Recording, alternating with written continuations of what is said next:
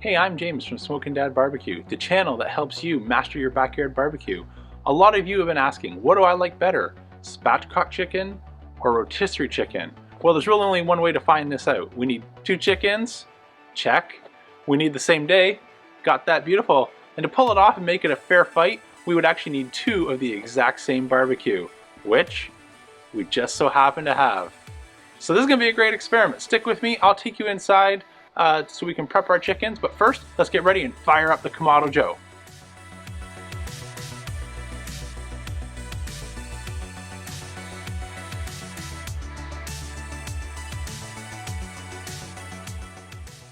All right, now that we've got our Kamado Joe fired up, let's get these birds ready. So I'm gonna spatchcock one and we're gonna put the other right on the spit. And for seasoning, we're gonna keep it simple and use the exact same rub that I've made up at home. I've already salted the bird, so the rub that I use doesn't have any additional salt. It's just a mixture of black pepper, garlic powder, onion powder, some smoked paprika, and a little bit of cayenne, but it's family friendly. I'll put the details in the description below. Let's go fast forward while I prep these birds.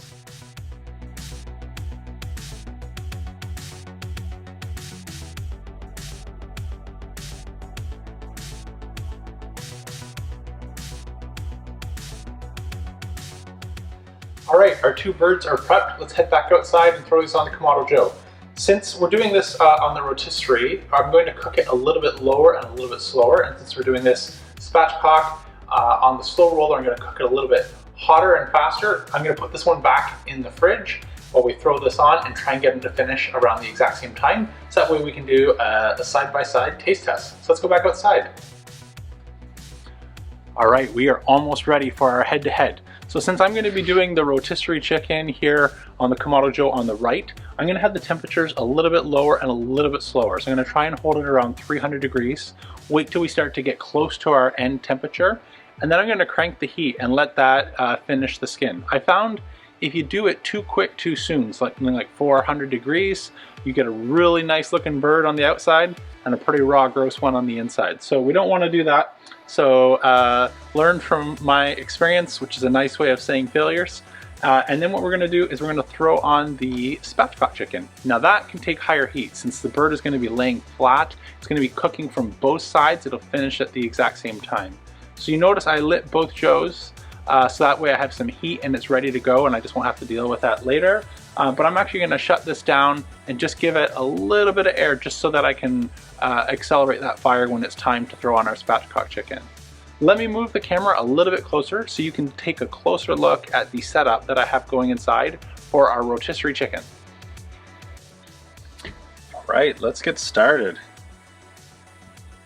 So as you can see, I'm using the charcoal basket divider. So I have all the charcoal on one side, and then I've got a heat diffuser on the back. This is just to have a bit of an indirect zone and a direct zone, so the bird isn't just constantly exposed to fire from every direction. And then when we want, we're gonna give this max airflow, and that'll allow the flames to come up and start kissing the outside and crisp up our skin very nicely.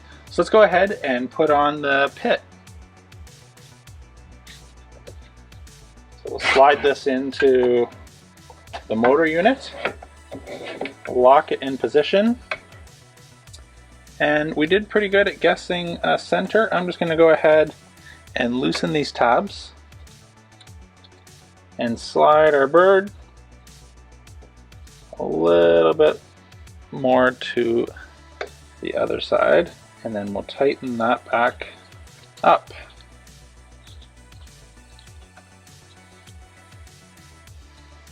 Great. That is looking wonderful. Okay, so we'll turn on the rotisserie. And as you can see, I'll move the camera here a little bit closer. Don't know if that's showing up with the sun the way that it is, but it's just going to be getting sort of half direct, half indirect, and it'll cook nice and evenly. So I'm going to go ahead and close the dome, and we'll let this go for about 45 minutes before checking on it. All right, we're about 45 minutes in on our rotisserie chicken, having a head start, and it's time to throw on our spatchcock chicken. Just to bring you up to speed on what I was doing in the background, why I lit the other Kamado Joe a little bit earlier is I had everything out of the grill and I let the temperature come up to about 500 degrees, so there's a residual heat in the dome. We shut everything down just so we weren't burning through charcoal, and about at the 25-minute mark I installed the SloRoller and our cooking grid, and then about 5 minutes ago opened the vents back up so the temperature is coming up really quickly. And the reason I've done that is with a SloRoller you don't want to be cooking above 500 degrees so you don't damage the surface of it.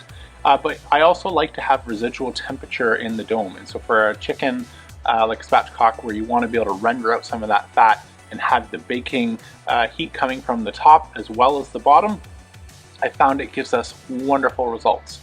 So now we're going to be stabilizing in about the 425 to 450 range. It's time to throw on our second chicken, and we'll check both of them in another 30 to 45 minutes.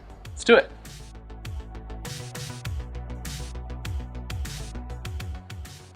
All right, we are about an hour and 10 minutes, into our cook on our rotisserie chicken.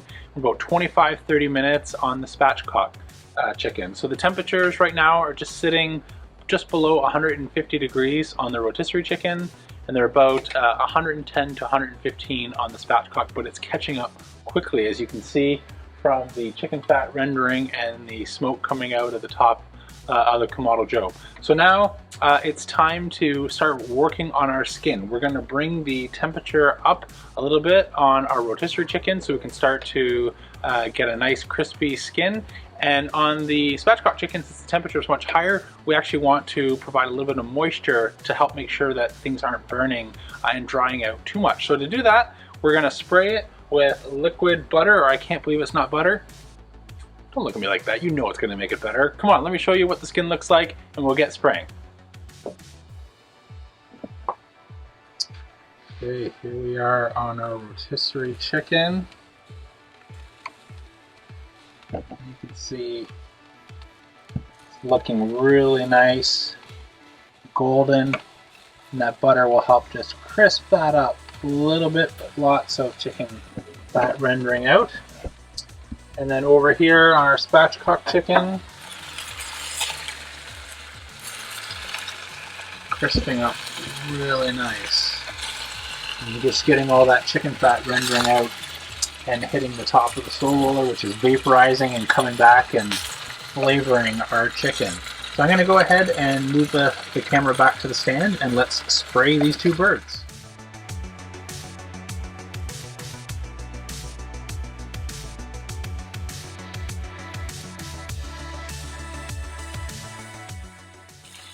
So you can see this is already getting crispy. This will just help put that last finishing touch on the skin. And the wings are just starting to look a little dry here on the tips, so I thought they could use a little bit of extra moisture to help make sure that we don't lose them as we approach the finish line on our chicken battle.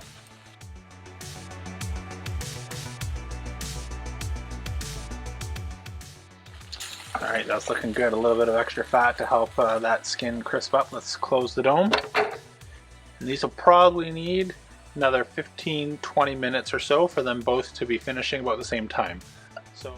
Alright, so in this last stage, about 15-20 minutes, let's just do a quick recap of what we've got going on with each of our chickens.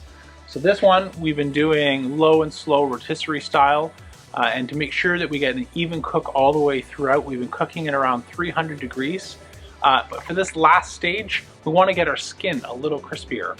So one of the challenges with 300 degrees or almost anything below 350, 400 is not hot enough to render out that chicken fat. So you can get a really tasty, flavorful chicken, but the skin might be a little bit of rubbery texture to it. And so to help counteract that, we're cranking the heat and letting it spin and hit more and more of those flames to try and crisp up our skin on this bird.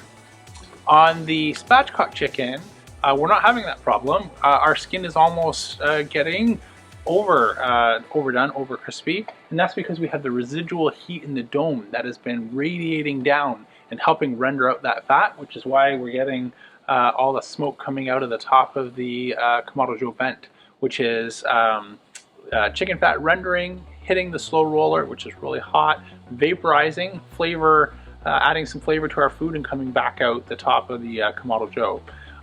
So we wanted to actually slow down and help the skin maintain some moisture for this last 15-20 minutes while our core temperature catches up.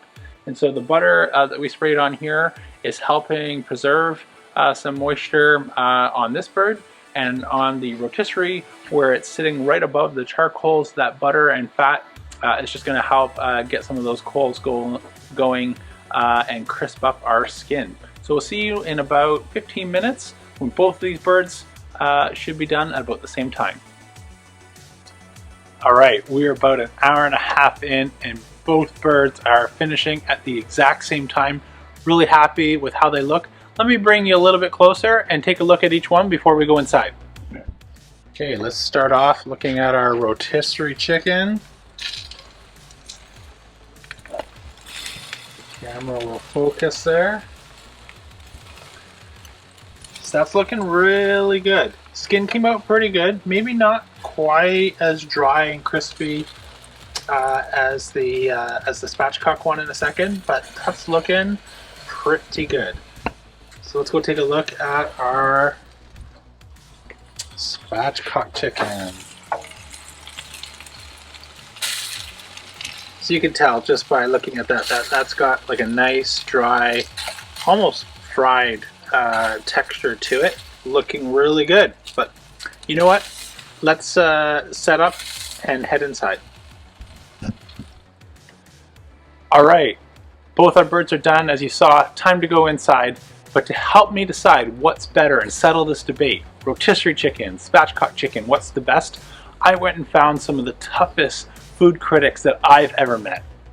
My own kids. So let's go inside, you can meet the kids and they're gonna help us decide which one is the best between these two. Let's load them up and go on in.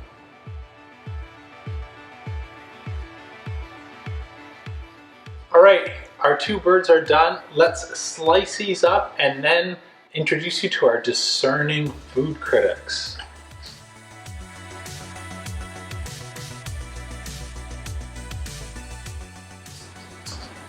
All right, as I said, I rounded up two of the toughest food critics I know, my own kids. So, which of you likes chicken more?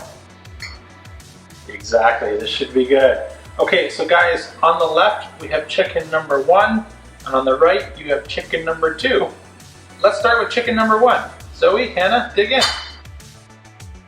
That's good. That's good.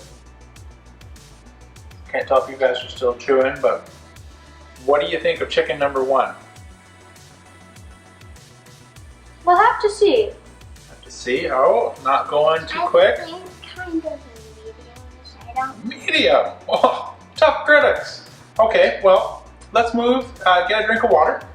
Reset our palate. All professional. Count on our judging system here. And we'll move to chicken number 2. Dig in, guys. Big difference between the two. So, immediately, right off the bat, so just so you know which one we're talking about, chicken number 1 was our rotisserie chicken, which we did low and slow, and then cranked the heat at the end to crisp the skin. Bird number 2 is spatchcocked, and that was done at a higher temperature, and we added a little bit of that butter at the end to help save the skin from drying out too much. So now that you're done chewing, Zoe, what do you think of bird number 2? Very good. Very good. How about you, Hannah? What do you think of bird number 2? So much more better, and it's a lot more like moist and it's delicious. So which one are we eating for dinner tonight then? This one. Alright guys, well I hope you really enjoyed today's video. I've always wondered, rotisserie chicken, spatchcock chicken. I love rotisserie for a lot of things, but I think it's hard to beat a good spatchcock chicken, and I hope you'll side with the family and try a spatchcock bird like this and get the exact same results. Anyways, signing off for Smoking Dad. Really appreciate you hanging out today. If you liked today's video, don't forget to hit that like and subscribe button, and we'll see you in future videos. Good night. Good job, guys. That was delicious.